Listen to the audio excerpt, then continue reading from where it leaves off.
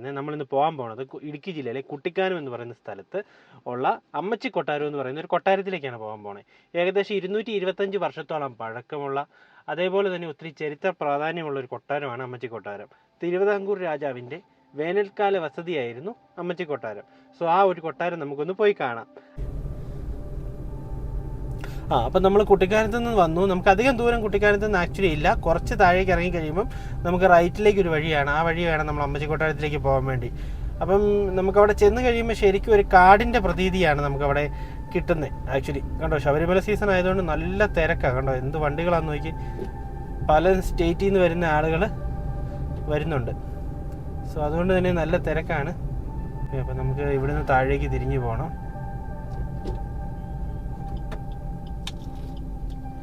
കുട്ടിക്കാനത്ത് നിന്ന് വരുമ്പം റൈറ്റും, നമ്മൾ അതേപോലെ തന്നെ മുണ്ടക്കയം കാഞ്ഞിരപ്പള്ളി അവിടെ നിന്നൊക്കെ വരുന്ന സമയത്ത് ലെഫ്റ്റും തിരിഞ്ഞ് ഈ കാണുന്ന കുഞ്ഞു വഴിയെ ഇറങ്ങി വരണം.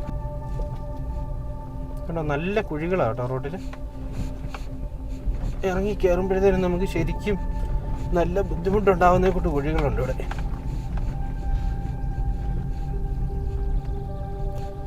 ഇതിനടുത്ത് തന്നെ പീലിമല എന്ന് പറയുന്ന വേറൊരു ഡെസ്റ്റിനേഷൻ കൂടെ ഉണ്ട്. ആക്ച്വലി നമുക്ക് കുറച്ച് നടക്കാനല്ല ട്രക്കിങ്ങിനൊക്കെ താല്പര്യമുള്ള ആൾക്കാരാണെങ്കിൽ അത് ഫുള്ള് വണ്ടി ചെല്ലത്തില്ല. നമുക്ക് കുറച്ച് ചെന്നിട്ട് വണ്ടി നിർത്തി വെച്ചിട്ട് നമുക്ക് നടന്ന് കയറി പോകണം.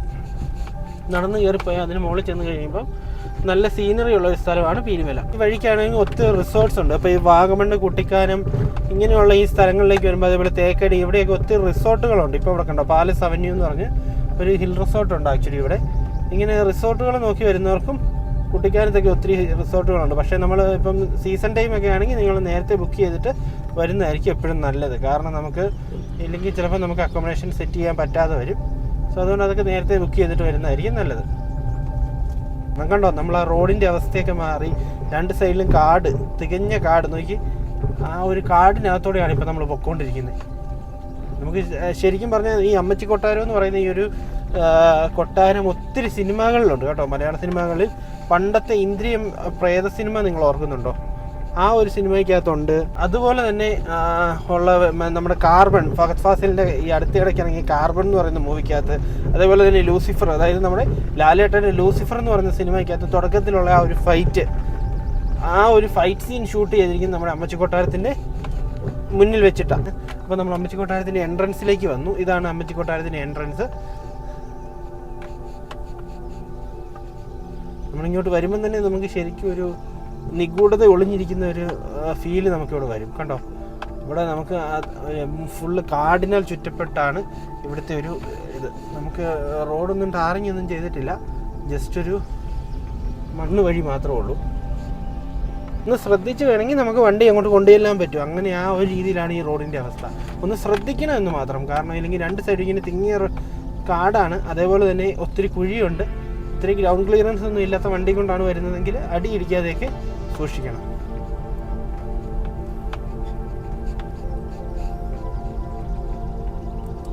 കണ്ടോ എന്താ ഒരു സംതിങ് മിസ്റ്റീരിയസ് ആയിട്ടുള്ള ഒരു, നമ്മളിപ്പോൾ മോർണിംഗ് ടൈം അല്ലെങ്കിൽ ഈവനിങ് ടൈമൊക്കെ വരുമ്പം നമുക്ക് കുട്ടിക്കാനത്ത് നല്ല മഞ്ഞുള്ള സമയം കൂടെ ആണെങ്കിൽ ശരിക്കും നമുക്ക് അതിൻ്റെ ആ ഒരു തീവ്രത നമുക്ക് ഫീൽ ചെയ്യും. ഒരു വണ്ടി വന്നു കഴിഞ്ഞാൽ നമുക്ക് പിന്നെ ഇടയില്ല കേട്ടോ. രണ്ടാമതൊരു വണ്ടിയും കൂടെ പോകാനുള്ള ഇടയില്ല.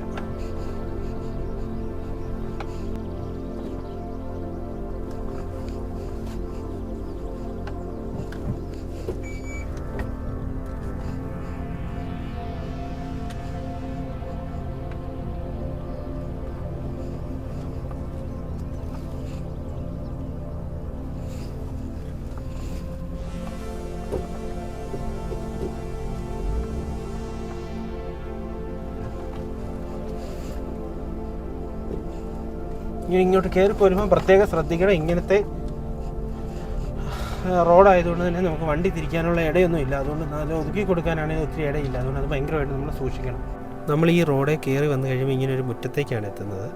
നിറയെ ടൂറിസ്റ്റുകളുണ്ട് കേട്ടോ. പല നാടുകളിൽ നിന്ന് വന്ന ആളുകൾ, അമ്മച്ചിക്കൊട്ടാരം വന്ന ആളുകളുണ്ട്, കാണാൻ വേണ്ടി വന്ന ആളുകളുണ്ട്.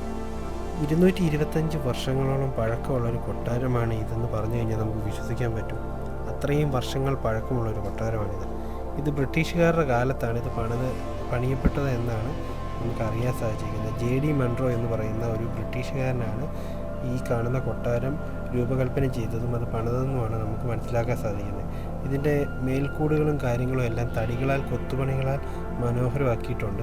അതേപോലെ തന്നെ ഇതിൻ്റെ ഭിത്തികളൊക്കെ വരുന്നത് സുർക്കി മിശ്രിതം കൊണ്ട്, നമ്മൾ മുല്ലപ്പെരിയാർ ഡാം നിർമ്മിച്ചിരിക്കുന്ന അതേ സുർക്കി മിശ്രിതം കൊണ്ടാണ് ഇതിൻ്റെ ഭിത്തികളൊക്കെ നിർമ്മിക്കപ്പെട്ടിരിക്കുന്നത്.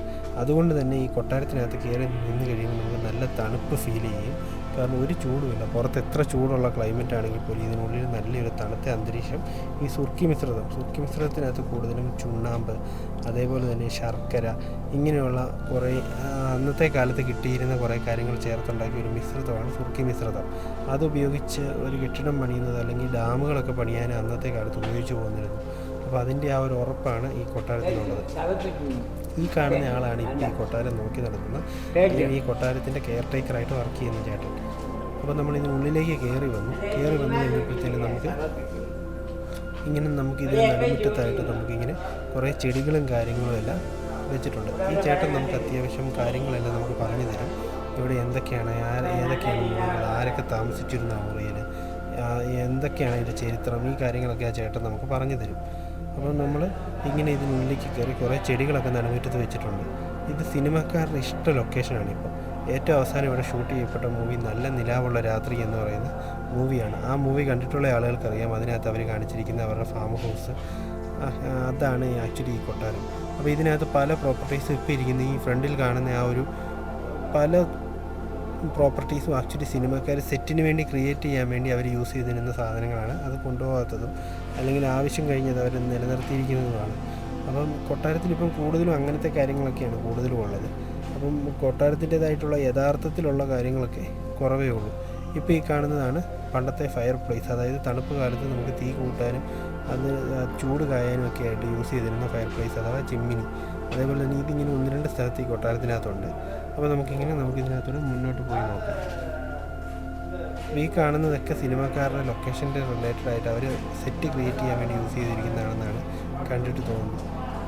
അപ്പോൾ ഇതിൻ്റെ കണ്ടോ നെച്ചൊക്കെ പല സ്ഥലത്തും പൊളിഞ്ഞ് വീണ് തുടങ്ങപ്പെട്ടു. ഇത് പ്രോപ്പർലി ഇത് നോക്കി നടത്തുന്നില്ല എന്നാണ് ഇതിന് നമുക്ക് തോന്നുന്നത്. കണ്ടിട്ട് പല ഭാഗത്തും പ്രോപ്പർലി നോക്കി നടത്താത്തത് കൊണ്ടാണോ എന്തോ ഒന്നും ശരിയായിട്ടല്ല, പലതും പൊളിഞ്ഞ് വീണ് തുടങ്ങിയിരിക്കുന്നു. മച്ചൊക്കെ ആണെങ്കിലും ഒട്ടും സുരക്ഷിതത്വം അല്ലാത്ത രീതിയിലാണ് ഇപ്പോൾ നിൽക്കുന്നത്. ഈ കാണുന്ന ഒരു ഇടനാഴിയാണ്. ഈ കൊട്ടാരത്തിലാകെ 2 ഇടനാഴിയാണ് ഉണ്ടെന്നാണ് നമുക്കിപ്പോൾ അറിയാൻ സാധിച്ചിരിക്കുന്നത്. അതിനകത്ത് ഒരു ഇടനാഴി പീരുമേട് അമ്പലത്തിലേക്ക് പോകുന്നൊരു ഭൂഗർഭ പാതയുമായി ബന്ധപ്പെട്ട ഒരെണ്ണമാണ്. അതിപ്പം കംപ്ലീറ്റ്ലി ലോക്ക്ഡാണ്, അല്ലെങ്കിൽ അതിനകത്തേക്ക് നമുക്കങ്ങനെ പോകാനോ കാണാനോ ഒന്നും പറ്റത്തില്ല.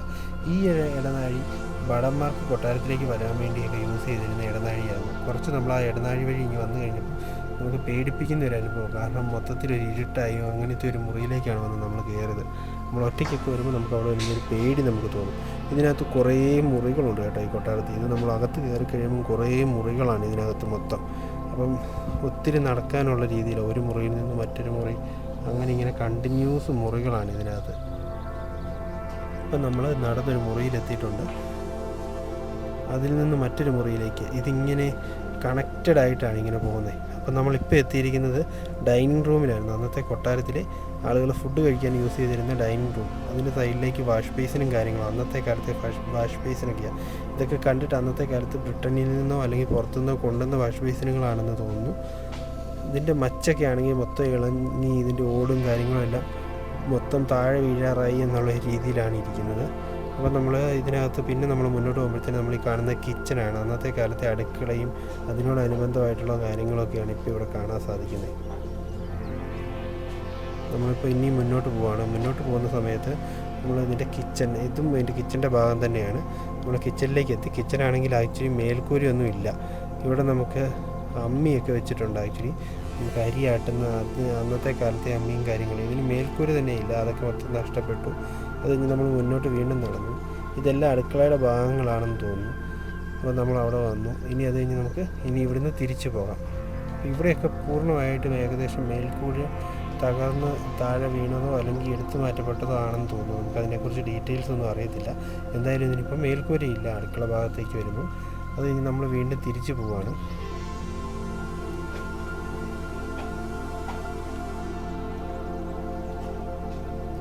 ഇതിനകത്ത് ഇപ്പം നിങ്ങൾക്ക് കാണുമ്പോൾ തന്നെ മനസ്സിലാവും എന്ത് വലിപ്പമുണ്ട് ഈ കൊട്ടാരത്തിന്. അല്ലേ കാരണം എന്ത് മുറികളാണ്, ഇത്രയും ചരിത്ര പ്രാധാന്യമുള്ള ഒരു കെട്ടിടം അല്ലെങ്കിൽ ഇങ്ങനൊരു കൊട്ടാരം ഇങ്ങനെ നശിച്ചു പോകുന്നു എന്ന് പറയുന്നത് നമുക്ക് സങ്കടം ഉണ്ടാകുന്നൊരു കാര്യമാണ്. കാരണം ഇത് പ്രോപ്പറായിട്ട് മെയിൻറ്റെയിൻ ചെയ്ത് കഴിഞ്ഞാൽ ഒത്തിരി ടൂറിസ്റ്റുകൾക്ക് വരാനുള്ള ഓപ്ഷൻസും, അതേപോലെ തന്നെ ഇത് പ്രോപ്പറായിട്ട് മെയിൻറ്റെയിൻ ചെയ്ത് കഴിഞ്ഞാൽ നമുക്ക് പല ആവശ്യങ്ങൾക്കും യൂസ് ചെയ്യാൻ പറ്റുന്ന ഒരു കൊട്ടാരമാണ്. അപ്പോൾ അത് ഇതിൻ്റെ ഉടമസ്ഥരുടെ ഭാഗത്തുനിന്ന് അല്ലെങ്കിൽ ഇത് നോക്കി നടത്തുന്ന ആൾക്കാർ അങ്ങനെ ചെയ്യുവാണെങ്കിൽ ഒത്തിരി നല്ലതായിരിക്കും. അപ്പോൾ നമുക്ക് ഇതെന്താണ് ഇങ്ങനെ ഇട്ടിരിക്കുന്നത് എന്നുള്ളതിൻ്റെ കാരണം നമുക്കറിയത്തില്ല. എന്തായാലും ഇത് കാണുമ്പോൾ നമുക്കൊരു സങ്കടം തോന്നുന്നു, അല്ലെങ്കിൽ ഇങ്ങനെ ഒരു ചരിത്ര പ്രാധാന്യമുള്ളൊരു കെട്ടിടം ഇങ്ങനെ ആയിപ്പോയതിന് നമുക്കൊരു സങ്കടം തോന്നുന്നു. അതുകൊണ്ടാണ് അങ്ങനെ പറയുന്നത്. അപ്പോൾ നമ്മൾ തിരിച്ച് വീണ്ടും മുകളിലേക്ക് പോവുകയാണ്. മുകളിലേക്ക് പോകുമ്പോൾ നമ്മൾ വീണ്ടും ഇതേ ഇടനാഴി വഴി നമ്മൾ കയറി ഇപ്പോൾ നമ്മൾ വീണ്ടും നമ്മുടെ കൊട്ടാരത്തിൻ്റെ നടുത്തളത്തിലേക്ക് എത്തുവാണ്.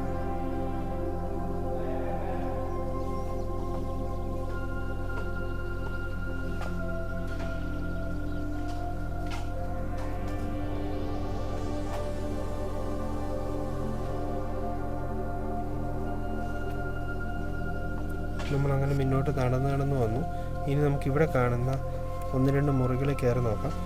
നമ്മളോട് ആ ചേട്ടൻ പറഞ്ഞതനുസരിച്ച് അന്നത്തെ കാലത്ത് മഹാറാണി താമസിച്ചിരുന്ന മുറിയാണ് ഇനി കാണാൻ പോകുന്നത്. അപ്പോൾ ഈ മുറിയിലൊരു പ്രത്യേകതയുണ്ട്. അന്നത്തെ കാലത്ത് ഒരു കട്ടിൽ ഈ മുറിക്കകത്തുണ്ട്. ഇന്നത്തെ കാലത്ത് പലതരത്തിലുള്ള ബെഡും കാര്യങ്ങളും നല്ല സ്പ്രിങ്ങുള്ള യൂസ് ചെയ്യുന്ന ബെഡുകളും കാര്യങ്ങളൊക്കെ ഇന്നത്തെ കാലത്ത് അവൈലബിൾ ആണ് അല്ലേ, നമുക്ക് എല്ലാവർക്കും അറിയാം. അപ്പം അന്നത്തെ കാലത്തെ ഒരു കട്ടിലിൻ്റെ സിസ്റ്റവും അതിൽ സ്പ്രിങ് വെച്ചിട്ടുള്ള ഒരു കട്ടിൽ സിസ്റ്റമാണ് ഇപ്പോൾ ഇവിടെ നിങ്ങൾ കാണുന്നത്.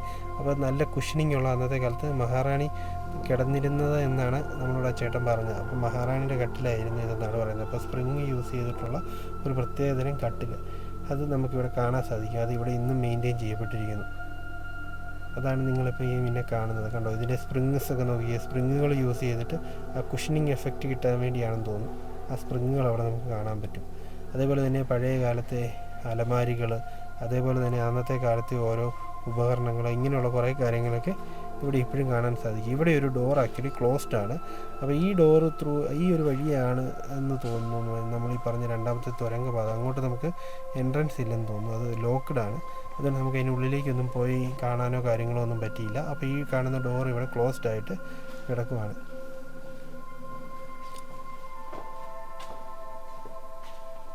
വീണ്ടും നമ്മൾ പുറത്തേക്ക് ഇറങ്ങി. ആ ചേട്ടൻ അപ്പോഴത്തേക്ക് വീണ്ടും നമ്മുടെ അടുത്തെത്തി.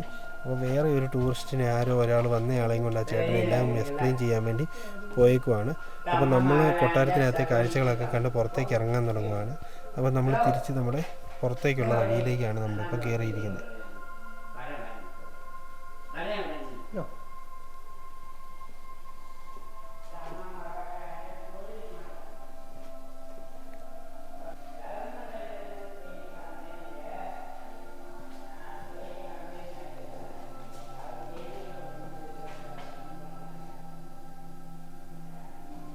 നമ്മളങ്ങനെ മെയിൻ ഹോളിൽ, അസംബ്ലി ഹോളിൽ തിരിച്ചെത്തിയിട്ടുണ്ട്.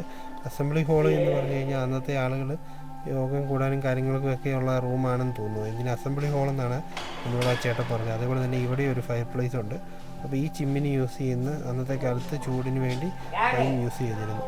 അങ്ങനെ നമ്മൾ കൊട്ടാരത്തിന് പുറത്തിറങ്ങിയപ്പോഴത്തേനും നിറയെ ടൂറിസ്റ്റുകൾ, പല നാട്ടിൽ നിന്ന് വന്ന ആളുകൾ കൊട്ടാരം കാണാൻ വേണ്ടി വീണ്ടും വന്നിട്ടുണ്ട്. അപ്പോൾ ആ ചേട്ടൻ ഓരോരുത്തരെയും അവിടെ നിന്ന് ആ ചേട്ടന് ആളുകൾക്ക് ഇത് എക്സ്പ്ലെയിൻ ചെയ്ത് കൊടുക്കുന്നു. അതേപോലെ തന്നെ കൊട്ടാരത്തിൽ വരുന്ന ആളുകളെ ആ ചേട്ടൻ ഇങ്ങനെ ഓരോ കാര്യങ്ങൾ പറഞ്ഞു കൊടുക്കുന്നു. ഇതൊക്കെ ചെയ്യുന്നുണ്ട്. അപ്പം നമ്മൾ അവിടുന്ന് വീണ്ടും പുറത്തേക്ക് ഇറങ്ങി.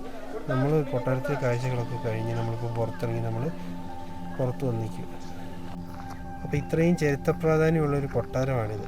അപ്പോൾ ഇന്നും ഇതിൻ്റേത് ആ ഭംഗി എന്നും നമുക്ക് ഈ പുറമേ നോക്കിക്കഴിയുമ്പം നമുക്ക് അകത്ത് ഇത്രയും മേൽക്കൂരകൾ തകർന്നു അല്ലെങ്കിൽ പ്രോപ്പറായിട്ട് മെയിൻറ്റെയിൻ ചെയ്യപ്പെട്ടില്ല എന്നുള്ളതൊക്കെ ഒഴിച്ചു മാറ്റി നിർത്തിയാലും ഇപ്പോഴും ഇതിന് പുറമേ കണ്ടു കഴിഞ്ഞാൽ അത്രയും മനോഹരമായൊരു കൊട്ടാരമാണ്.